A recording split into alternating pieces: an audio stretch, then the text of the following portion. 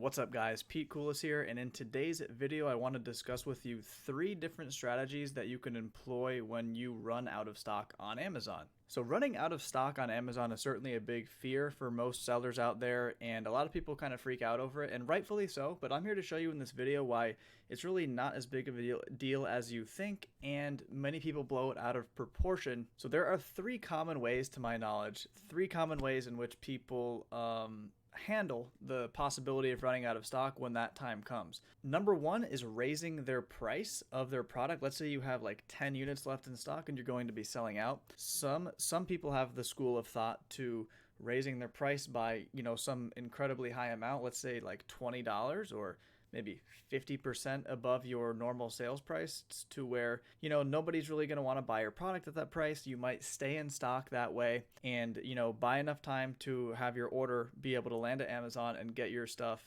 your bulk shipment back in stock. That is one train of thought. The second train of thought is to actually go into your manage inventory right here. Okay, this current product that you see right here is actually currently fulfilled by a merchant already. The train of thought is, let's say that 9 out of 10 of you guys watching this video are going to be fulfilled by Amazon right here.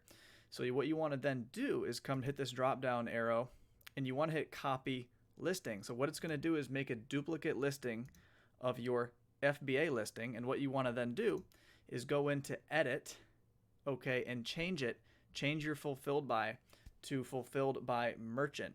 And what this will do is basically create a second listing of your current FBA listing. So when you go out of stock, your product isn't necessarily going to be going out of stock, right?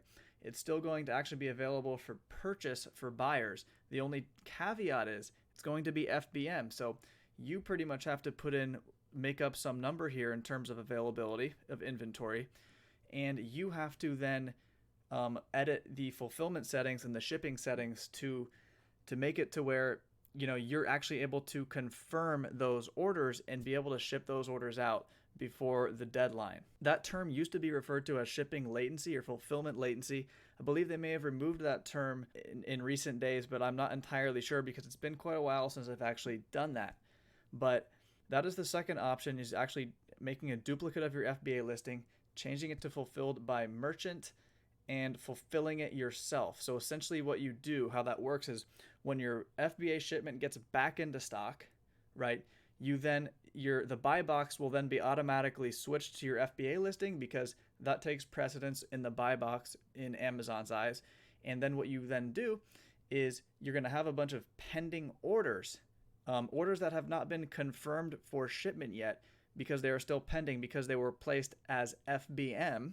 Okay, so then what you want to do is actually fulfill those orders. So when your listing is actually fulfilled by Amazon, you will have the option on this drop-down menu right here to actually create a fulfillment order, otherwise known as a multi-channel fulfillment order.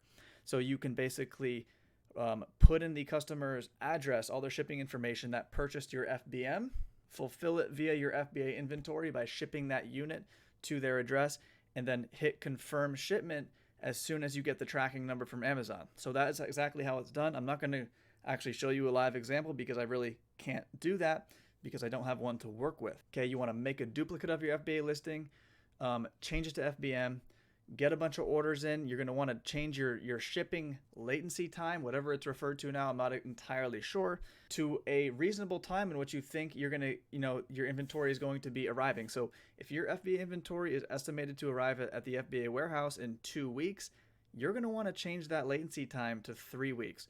So that means as soon as a customer purchases, they're agreeing as soon as they purchase to not have their item shipped from Amazon for 3 whole weeks. And yes, people actually still do buy your product when those are the parameters behind it. Trust me, I've done it several times. So that will keep you from going out of stock. Also, from keeping you going out of stock, like we said, is raising your price extremely high. So those are the first 2 options. Now I'm going to tell you the third option, and the option that I actually recommend the most, because I have done those other 2 things many times. I have done this third option many times. I have weighed all the pros and cons of all 3, and I have declared a winner, and that winner by a fair margin is definitely, actually guys, the best thing you can do when you're about to go out of stock, or when you go out of stock, is actually to do nothing. Why is that? Well, here's the thing from all my experience, and I've had products out of stock, like hot selling products that have gone out of stock for, several weeks at a time, even almost a month at a time. Now, that's something you definitely don't want to happen. You want to avoid that from happening at all costs. But hey, this is business. We deal with Chinese suppliers a lot of the time. We deal with shipping. We deal with a lot of external factors that are sometimes out of our control. So occasionally something like this will happen if you do any sort of volume and you've been in this game for any sort of length of time. That's not to scare any of you watching this video, that's just the plain reality. So let's recap why I believe doing nothing is actually the best thing to do. Number one, raising your price. So what is raising your price going to do? Raising your price will indeed keep your product in stock if you raise it high enough, but what it's also going to do is dramatically decrease your conversion rate. What is one of the most important ranking factors on all of Amazon? Your conversion rate. So when we decrease our conversion rate over a length of time, let's say 1, 2, 3 weeks, as soon as you get your product back into stock and you lower your price back down to your normal sale price, from my own experience, right? Nothing is black and white or blanket statement here. Just from my own experience selling on Amazon for 3 years now, your rankings take a dip, and sometimes a significant dip, and they don't seem to actually recover and get back to where they used to be before you went out of stock. That's number one, because it harms your conversion rate drastically. Number two, the number two reason I gave you is to change your listing, make a copy of your listing and change it to FBM, fulfilled by merchant. Why don't I think that's a good strategy either? Because like I said, I have done that too. I've had FBA inventory get back in stock, and I've literally had to manually fulfill hundreds of orders. Why don't I think that's a good strategy either? Simple. Once again, it comes down to conversion rate. What's going to happen when someone clicks on your listing, either from an ad, from organically, from any source? Once they land on your listing and they see that it's not Prime eligible, and they see that they're going to have to wait several weeks to actually receive your product, they're going to click off your listing and go to somebody else. Harms your conversion rate very negatively.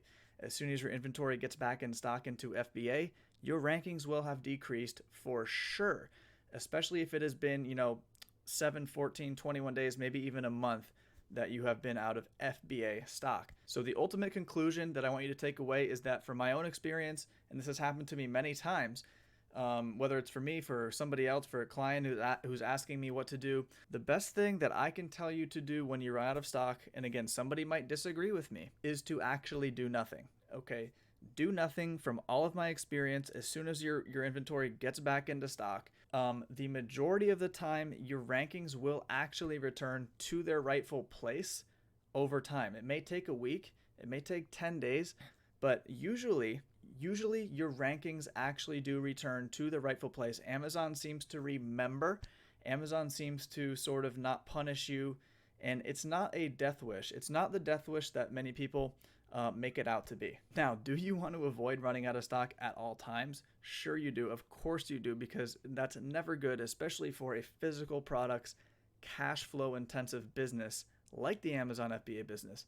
Running out of stock can be very, very detrimental to your growth. But you can recover even if it happens multiple times. And the best thing to do if your rankings do not recover fully to where they once were is to run a quick little ranking initiative, using some sort of external traffic generation method to push sales to your listing to then regain that ranking. Now, I teach you exactly how to do that within my free course, my paid course, my free YouTube videos. It doesn't really matter.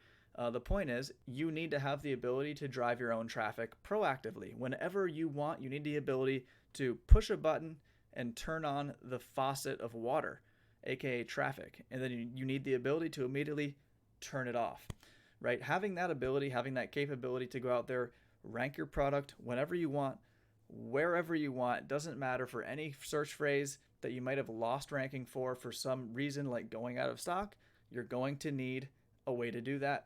Don't do anything when you run out of stock. That's my advice. And I hope this video was helpful, because I know it's a major concern for a lot of people. So I really hope that I'm able to help somebody out and prevent them from losing some hard-earned ranking that they worked for and paid for beforehand. So that being said, my name is Pete, and I will see you guys later.